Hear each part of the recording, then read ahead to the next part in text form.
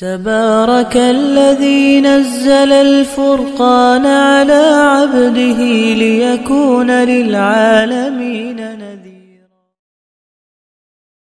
الحمد لله رب العالمين، وصلى الله على نبينا محمد وعلى آله وصحبه أجمعين. أما بعد، وجبرات جو سمشے کے ماں قربانی گوشتا وتی ہمکار کا کافران دات کھنے یا نہ کھنے. جی میں برات عزیز، قربانی چونکہ یک صدقہ چمو استعشیہ تو کافرہ ہما کے تئی ہم ساہگیں یا کہ تئی ہم کھاریں یا کہ تئی ملکہ نشتا تو ایدات کھنے اشتو کا حرج نیستیں. پرچی کہ اللہ تعالی ہما کافر کے آتے گوما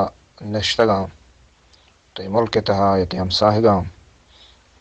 تو آہن گوما اللہ تعالی مارائی حکمہ دن کہ ماہن گوما شرری بکنین تاکہ میں اور ای دینہ اللہ ہے گا صحیحینہ بزیرن متاثر باں ای دین شرری و خوبی آہن دلانی تہا مبتری چمستشتو کو انشاءاللہ حرج نیستے کہ تو قربانی گوشت ایک حصہ کافریا بدیے گوں. عبداللہ بن عمر رضی اللہ تعالیٰ عنہ وقتی قربانی کوشت ای یہودی ہمسائی استا تو گوشتے کہ شما شدا تھگوں شیا بدیے گوں یہ ہمسائی گا.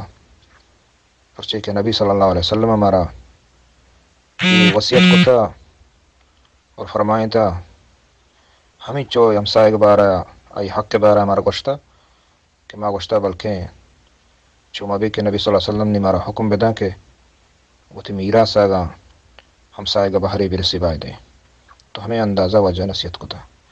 اشتو کا حرج نہیں استے انشاءاللہ واللہ عالم وصلی اللہ علیہ نبینا محمد.